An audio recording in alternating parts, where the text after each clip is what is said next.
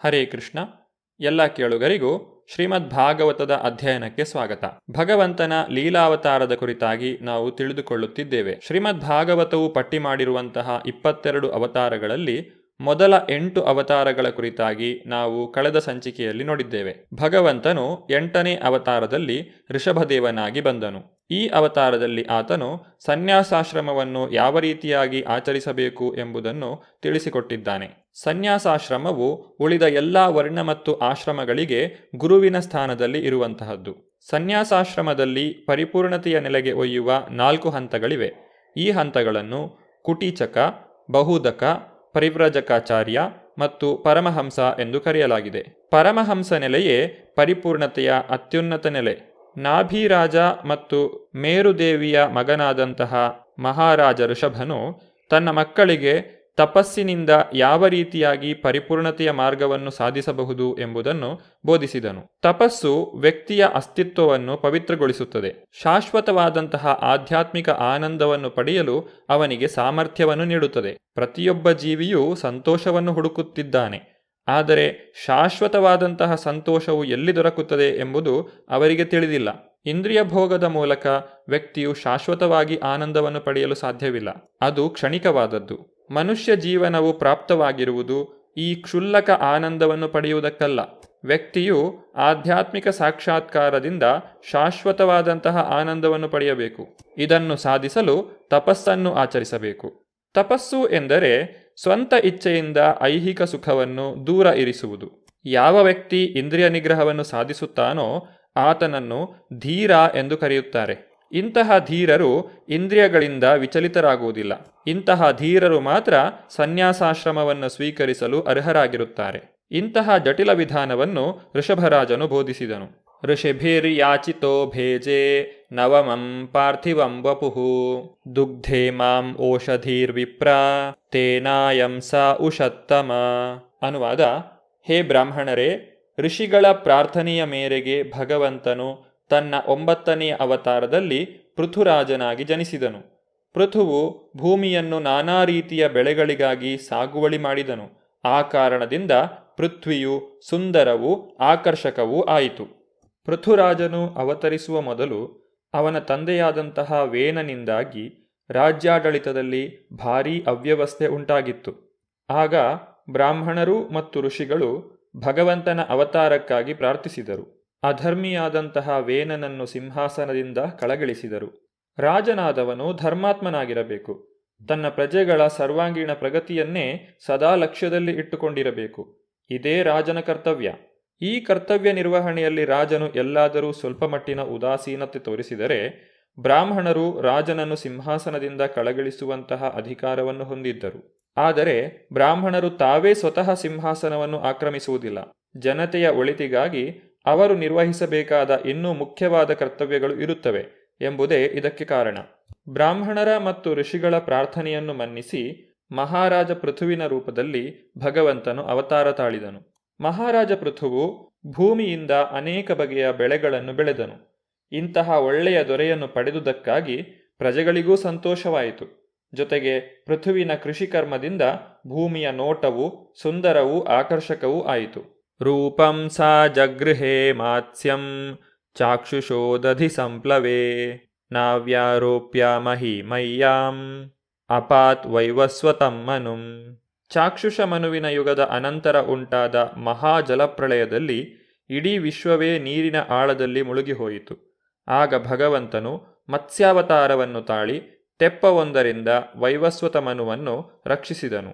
ಸುರಾಸುರಾಣಾಂ ಉದಧಿಂ ಮಥ್ನಿತಾಂ ಮಂದರಾಚಲಂ ದಧ್ರೇ ಕಮಠರೂಪೇಣ ಪೃಷ್ಠ ಏಕಾದಶೇ ವಿಭೂ. ಅನುವಾದ: ಭಗವಂತನು ತನ್ನ 11ನೆಯ ಅವತಾರದಲ್ಲಿ ಕೂರ್ಮನಾಗಿ ಜನ್ಮ ತಾಳಿದನು. ಕೂರ್ಮಾವತಾರದಲ್ಲಿ ಕೂರ್ಮನ ಚಿಪ್ಪು ಮಂದರಾಚಲಕ್ಕೆ ಆಧಾರವಾಯಿತು. ವಿಶ್ವದ ದೇವಾಸುರರು ಈ ಮಂದರಾಚಲವನ್ನು ಕಡೆಗೋಲಾಗಿ ಬಳಸಿದರು. ಸಮುದ್ರ ಮಂಥನದ ಸಮಯದಲ್ಲಿ ದೇವ ಮತ್ತು ಅಸುರರು ಮಂದರಾಚಲವನ್ನು ಕಡೆಗೋಲಾಗಿ ಬಳಸಿದರು. ಆಗ ಭಗವಾನ್ ಕೂರ್ಮನ ಬೆನ್ನಿನ ಚಿಪ್ಪು ಸಮುದ್ರ ಜಲದಲ್ಲಿ ಪರ್ವತವನ್ನು ಹಿಡಿದೆತ್ತಿ ನಿಲ್ಲಿಸುವ ಆಧಾರ ನೆಲೆಯಾಗಿ ಪರಿಣಮಿಸಿತು. ಧಾನ್ವಂತರಂ ದ್ವಾದಶಮಂ ತ್ರಯೋದಶಮಂ ಏವಚ ಆಪಾಯಯತ್ ಸುರಾನ್ ಅನ್ಯಾನ್ ಮೋಹಿನ್ಯಾ ಮೋಹಯನ್ ಸ್ತ್ರೀಯಾ. ತನ್ನ 12ನೆಯ ಅವತಾರದಲ್ಲಿ ಭಗವಂತನು ಧನ್ವಂತರಿಯಾಗಿ ಕಾಣಿಸಿಕೊಂಡನು. 13ನೆಯ ಅವತಾರದಲ್ಲಿ ಮೋಹಿನಿಯಾಗಿ ರೂಪ ತಾಳಿ ತನ್ನ ಮನಮೋಹಕ ಸೌಂದರ್ಯದಿಂದ ಅಸುರರನ್ನು ಮೋಹಿತರನ್ನಾಗಿ ಮಾಡಿ ದೇವತೆಗಳಿಗೆ ಅಮೃತವನ್ನು ನೀಡಿದನು. ಚತುರ್ದಶಂ ನಾರಸಿಂಹಂ ಬಿಭ್ರದ್ವೈತೇಂದ್ರ ಮೂರ್ಛಿತಂ ದದಾರ ಕರಜೈ ಊರೌ ಏರಕಾಂ ಕಟಕೃತ್ಯಥಾ. ತನ್ನ 14ನೆಯ ಅವತಾರದಲ್ಲಿ ಭಗವಂತನು ನರಸಿಂಹನಾಗಿ ಕಾಣಿಸಿಕೊಂಡನು. ಅಸುರನಾದ ಹಿರಣ್ಯಕಶಿಪುವಿನ ಸದೃಢ ಶರೀರವನ್ನು ತನ್ನ ಉಗುರುಗಳಿಂದ ಬಡಗಿಯು ಬೆತ್ತವನ್ನು ಸೀಳುವಂತೆ ಸೀಳಿ ಹಾಕಿದನು. ಪಂಚದಶಂ ವಾಮನಕಂ ಕೃತ್ವಾ ಗಾದಧ್ವರಂ ಬಲೆ ಪದತ್ರಯಂ ಯಾಚಮಾನಃ ಪ್ರತ್ಯಾದಿತ್ಸು ತ್ರಿಪಿಷ್ಟಪಂ. ತನ್ನ 15ನೆಯ ಅವತಾರದಲ್ಲಿ ಭಗವಂತನು ಕುಬ್ಜ ಬ್ರಾಹ್ಮಣನ ಅಂದರೆ ವಾಮನ ರೂಪವನ್ನು ಧರಿಸಿ ಮಹಾರಾಜ ಬಲಿಯ ಯಜ್ಞಮಂಟಪದ ಬಳಿಗೆ ಬಂದನು. 3 ಲೋಕಗಳ ದೊರೆತನವನ್ನು ಪಡೆಯಬೇಕೆಂಬುದು ಅವನ ಅಪೇಕ್ಷೆಯಾಗಿದ್ದರೂ ಬಹಳ ಸರಳವಾಗಿ 3 ಹೆಜ್ಜೆಯಷ್ಟು ಭೂಮಿಯನ್ನು ಮಾತ್ರ ದಾನವನ್ನು ಬೇಡಿದನು. ಸರ್ವಸಮರ್ಥನಾದಂತಹ ಭಗವಂತನು ಯಾರಿಗಾದರೂ ಸ್ವಲ್ಪವನ್ನು ನೀಡುವುದರ ಮೂಲಕ ವಿಶ್ವದ ದೊರೆತನವನ್ನೇ ನೀಡಬಲ್ಲನು. ಅದೇ ರೀತಿ ಅವನು ಇಚ್ಛಿಸಿದರೆ ಒಂದು ತುಣುಕು ಭೂಮಿಯನ್ನು ಬೇಡುವ ನೆಪದಿಂದ ಇಡೀ ವಿಶ್ವದ ದೊರೆತನವನ್ನೇ ಹಿಂದಕ್ಕೆ ತೆಗೆದುಕೊಳ್ಳಬಲ್ಲನು. ಅವತಾರೇ ಷೋಡಶಮೇ ಪಶ್ಯನ್ ಬ್ರಹ್ಮದ್ರುಹೋ ನೃಪಾನ್ ತ್ರಿಸಪ್ತ ಕೃತ್ವಾ ಕುಪಿತೋ ನಿಕ್ಷತ್ರಾಂ ಅಕರೋತ್ ಮಹೀಂ. ತನ್ನ 16ನೆಯ ಅವತಾರದಲ್ಲಿ ಭಗವಂತನು 21 ಬಾರಿ ಭೂಪ್ರದಕ್ಷಿಣೆ ಮಾಡಿ ಕ್ಷತ್ರಿಯ ವರ್ಗವನ್ನೆಲ್ಲ ನಾಶ ಮಾಡಿದನು. ಕ್ಷತ್ರಿಯರು ಬ್ರಾಹ್ಮಣರ ವಿರುದ್ಧ ದಂಗೆ ಎದ್ದರೆಂಬುದೇ ಕ್ಷತ್ರಿಯರ ಬಗ್ಗೆ ಭಗವಂತನ ಕ್ರೋಧಕ್ಕೆ ಕಾರಣವಾಗಿತ್ತು. ಬ್ರಾಹ್ಮಣರ ಮಾರ್ಗದರ್ಶನದ ಪ್ರಕಾರ ಲೋಕವನ್ನು ಆಳುವುದು ಅಧಿಕಾರ ವರ್ಗಕ್ಕೆ ಸೇರಿದ ಕ್ಷತ್ರಿಯರ ಕರ್ತವ್ಯ. ಬ್ರಾಹ್ಮಣರು ರಾಜರಿಗೆ ಶಾಸ್ತ್ರಗ್ರಂಥಗಳ ಆಧಾರದ ಪ್ರಕಾರ ಮಾರ್ಗದರ್ಶನ ಮಾಡುತ್ತಾರೆ. ಬ್ರಾಹ್ಮಣರ ಮಾರ್ಗದರ್ಶನದಂತೆ ಆಳರಸರು ರಾಜ್ಯಭಾರ ನಿರ್ವಹಿಸುತ್ತಾರೆ. ಅಧಿಕಾರ ವರ್ಗಕ್ಕೆ ಸೇರಿದ ಕ್ಷತ್ರಿಯರು ಅವಿಧೇಯರಾಗಿ ಬ್ರಾಹ್ಮಣರ ಆದೇಶದ ವಿರುದ್ಧವಾಗಿ ನಡೆದರೆ ರಾಜರನ್ನು ಅಧಿಕಾರದಿಂದ ಬಲವಂತವಾಗಿ ಉಚ್ಚಾಟಿಸಿ ಸರಿಯಾದ ಆಡಳಿತಕ್ಕಾಗಿ ಬೇರೆ ವ್ಯವಸ್ಥೆಯನ್ನು ಮಾಡಲಾಗುವುದು. ತಥಾ ಸಪ್ತದಶೇ ಜಾತಃ ಸತ್ಯವತ್ಯಾಂ ಪರಾಶರಾತ್ ಚಕ್ರೇ ವೇದತರೋ ಶಾಖಾ ದೃಷ್ಟ್ವಾ ಪುಂಸೋಲ್ಪಮೇಧಸಃ.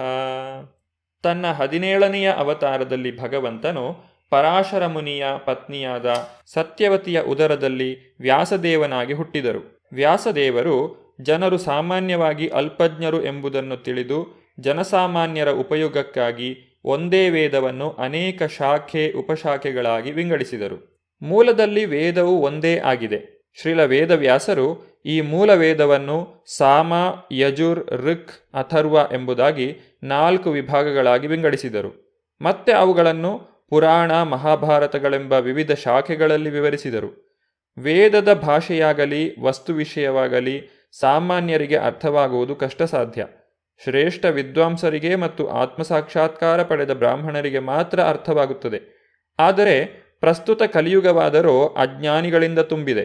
ಇಂತಹ ಅಲ್ಪಜ್ಞಾನಿಗಳ ಉಪಯೋಗಕ್ಕಾಗಿ ಶ್ರೀಲ ವೇದವ್ಯಾಸರು ವೇದಗಳನ್ನು ಶಾಖೋಪಶಾಖೆಯಾಗಿ ವಿಂಗಡಿಸಿದರು.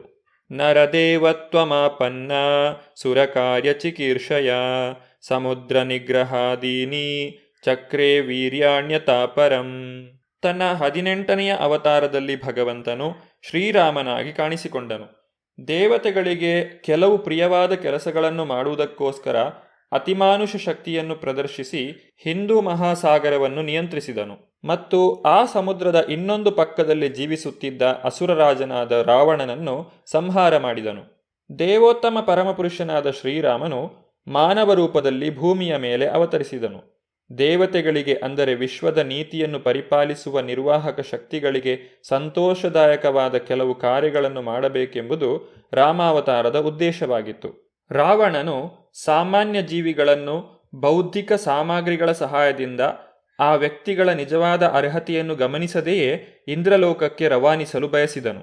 ದೇವೋತ್ತಮ ಪರಮಪುರುಷನಾದ ಶ್ರೀರಾಮನ ಪತ್ನಿ ಸೀತೆಯನ್ನು ಅಪಹರಿಸುವ ಮೂಲಕ ರಾವಣನು ಶ್ರೀರಾಮನ ಅಧಿಕಾರವನ್ನೇ ಪ್ರಶ್ನಿಸಿದನು. ಪ್ರಭು ಶ್ರೀರಾಮಚಂದ್ರನು ದೇವೋತ್ತಮ ಪರಮಪುರುಷನಾದ್ದರಿಂದ ಐಹಿಕ ಪ್ರಗತಿಯನ್ನು ಸಾಧಿಸಿದ ರಾವಣನೂ ಸೇರಿದಂತೆ ಬೇರೆ ಯಾವ ಮನುಷ್ಯ ಜೀವಿಯೂ ಪ್ರದರ್ಶಿಸಲಾಗದ ಅತಿಮಾನುಷ ಕಾರ್ಯಗಳನ್ನು ತೋರಿದನು. ಸಮುದ್ರದ ಮೇಲೆ ಬಂಡೆಗಳನ್ನು ಇರಿಸಿ ರಾಜಮಾರ್ಗವೊಂದನ್ನು ನಿರ್ಮಾಣ ಮಾಡಿದನು. ಅಧರ್ಮಿಯಾದಂತಹ ರಾವಣನನ್ನು ಸಂಹಾರ ಮಾಡುವ ಮೂಲಕ ಧರ್ಮ ಸಂಸ್ಥಾಪನೆಯನ್ನು ಮಾಡಿದನು. ಭಗವಂತನ 18 ಅವತಾರಗಳ ಕುರಿತಾಗಿ ನಾವು ಈಗ ತಿಳಿದಿದ್ದೇವೆ. ಮುಂದಿನ ಅವತಾರಗಳ ಕುರಿತಾಗಿ ನಾವು ಮುಂದಿನ ಸಂಚಿಕೆಯಲ್ಲಿ ನೋಡೋಣ. ಧನ್ಯವಾದಗಳು. ಹರೇ ಕೃಷ್ಣ.